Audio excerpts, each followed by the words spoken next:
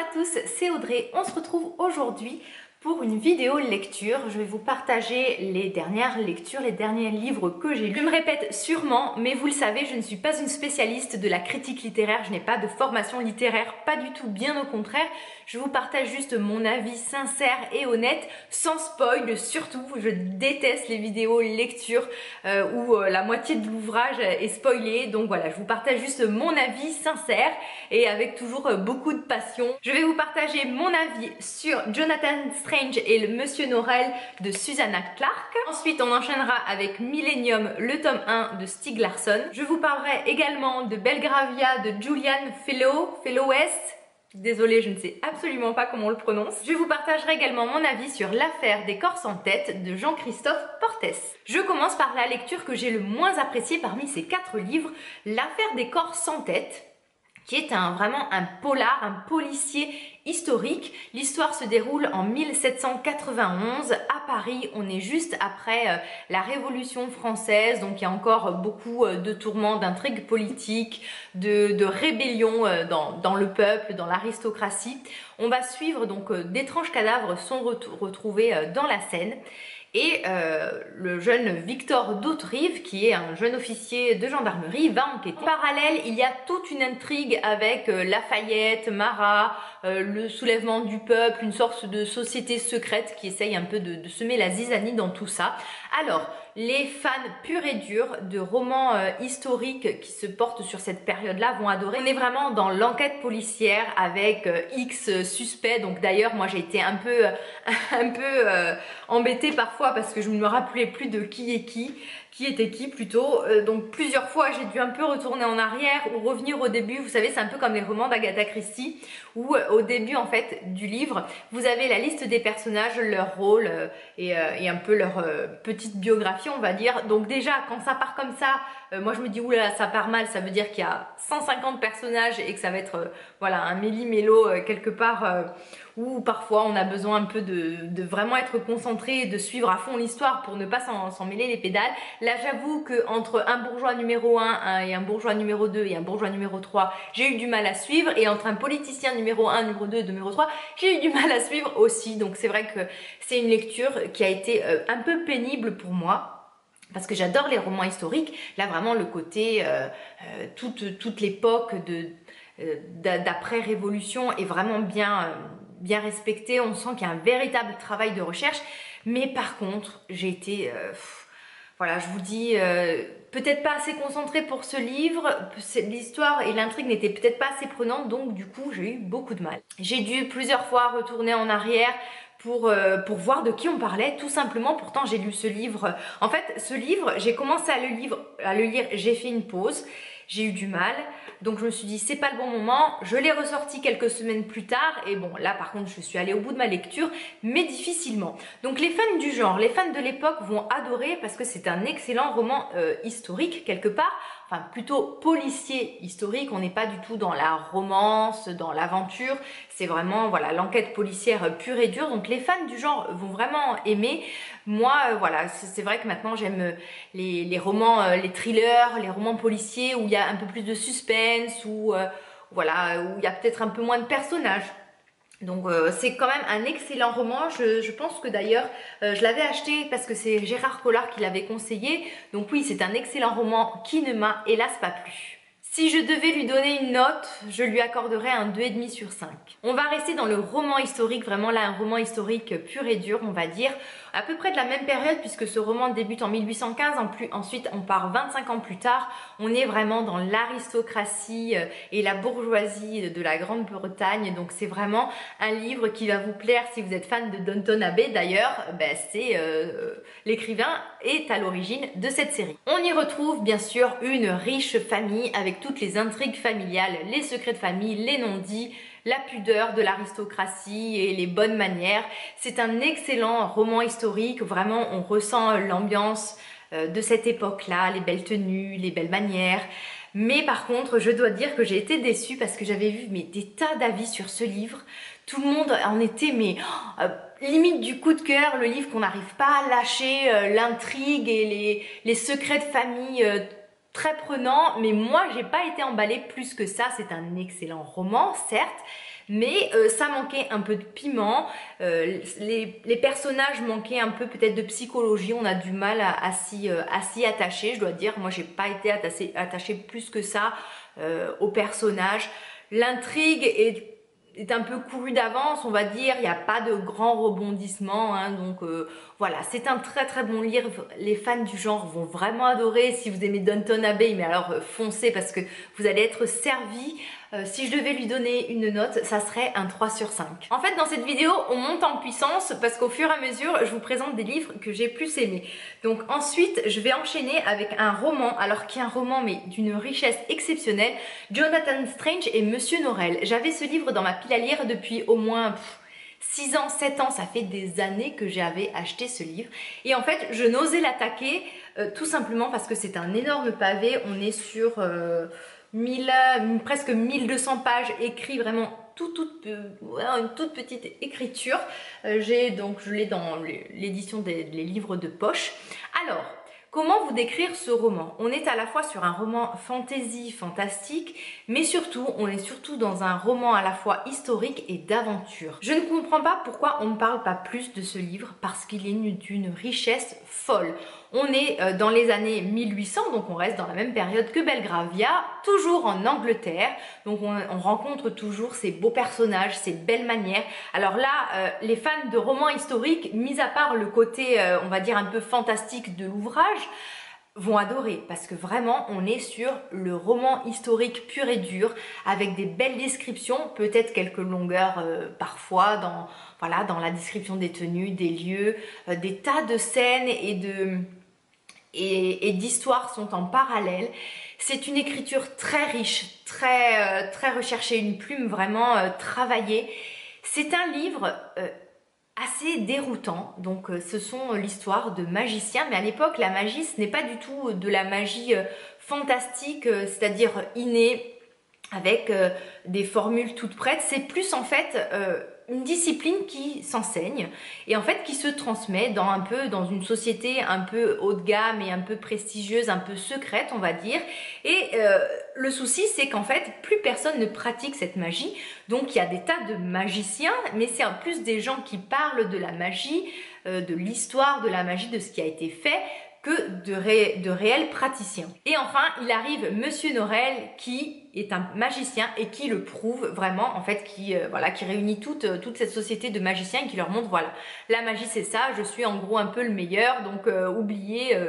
En gros, je suis le number one, il n'y a que moi qui a le droit un peu de parler de la magie. Donc c'est un homme très passionné, un peu renfermé, solitaire, qui ne vit que pour la magie, les livres, qui est vraiment, toute sa vie tourne autour de la magie. Et en parallèle à ça, il y a des tas de choses qui vont se passer. Alors en plus, ce livre... Franchement, on a comparé cet auteur à Tolkien, mais c'est tout à fait ça, c'est-à-dire qu'à l'intérieur du livre, il y a déjà un autre livre. Il y a des tas et des tas d'annotations sur le moindre détail va être raconté. Donc par exemple, on va vous parler de tel magicien, vous allez avoir en annexe toute l'histoire et l'historique de ce magicien, ce qu'il a fait, des dates, une chronologie. C'est recherché, mais il y a un travail exceptionnel. Alors... moi, ce que je vais en dire, c'est que j'ai été complètement emballée parce que c'est d'une originalité folle. C'est pas du tout des romans qu'on a l'habitude de lire. C'est vraiment une sorte de magie complètement différente. On retrouve un côté un peu gothique aussi parce qu'en parallèle, il y a une sorte de monde parallèle, pas comme dans Stranger Things, mais presque, avec un magicien. Mais c'est incroyable. Ce livre est incroyable. Ce livre va peut-être vous paraître long. Il y a peut-être des passages, oui, voilà, qui auraient pu être supprimés. Mais en fait, ça apporte de la richesse et une dimension exceptionnelle à cette histoire. Ce livre est fabuleux. Franchement, je regarde pas mal de booktubeurs qui sont passionnés par les livres fantastiques, par la fantaisie, mais lisez ce livre. On pourrait vraiment le comparer un peu à la Communauté des Anneaux ou à tous ces livres. Voilà, Tolkien qui a créé tout ce monde-là qui est très riche. Là, Susanna Clarke a créé un monde de magiciens, de magie unique en son genre. Donc vraiment, si vous êtes fan du genre, foncez, vous allez adorer. On n'est pas dans de la magie un peu enfantine. C'est vraiment un roman pour adultes. On n'est pas du tout dans un roman d'adolescent ou young adulte comme on fait maintenant les romans fantasy à la Harry Potter où c'est très enfantin. Là, non, pas du tout. On est vraiment sur une écriture, une lecture qui est très mature, on va dire, qui est très mûre. Donc franchement, mais lisez ce livre. N'ayez pas peur peut-être de la taille du roman parce que tout sert à l'intrigue, tout sert à la psychologie des personnages, les tenues, les couleurs, tout est détaillé mais c'est d'une justesse folle, on y est franchement, on y est complètement, on vit l'histoire, on vit le moment, on est dans ces grandes pièces, on est dans ces châteaux, voilà, on vit la magie, on vit à cette époque. Donc vraiment, vraiment, vraiment découvrez ce livre qui a été écrit il y a des dizaines d'années et qui est mais vraiment un pur chef-d'œuvre. Alors je ne lui accorderai pas la note de 5 sur 5 parce que pour moi la note de 5 sur 5 c'est la note ultime, quand vraiment je dévore le livre en quelques jours, que je pleure, que je ris. Je lui accorderai par contre l'excellente note de 4 sur 5. C'est juste voilà, un classique, un grand classique du roman historique fantasy. Alors elle a presque créé en fait un genre, on va dire, parce que c'est aussi à la fois un roman d'aventure, un roman historique, un roman fantastique, donc un roman unique. Et je termine par Millennium, le tome 1, les hommes qui n'aimaient pas les fans, pas les fans, mais plutôt les femmes. Et là, on est sur un énorme coup de cœur. Dès que j'ai commencé ce livre, les premières pages, je ne l'ai pas lâché, c'est-à-dire que j'ai dû engloutir les 600 pages en 3 jours. Ouais, 3 jours, pas plus. J'étais tenue en haleine, j'ai adoré les personnages. Donc alors, pour vous remettre en fait un peu voilà, dans le vif, dans l'histoire. Donc c'est un journaliste qui vient de perdre un procès, voilà, bon ça c'est un peu secondaire, donc il est un peu mis à l'écart de son journal, hein, c'est un excellent journaliste d'investigation qui travaille un peu dans tout le domaine, dans l'économie on va dire, et la finance, et en fait il y a quelqu'un qui va l'embaucher pour essayer d'enquêter sur un meurtre qui n'a jamais été résolu, sur la disparition d'une jeune fille. Donc c'est un homme très très riche. C'est un homme qui a une multinationale et des grandes entreprises qui l'embauchent.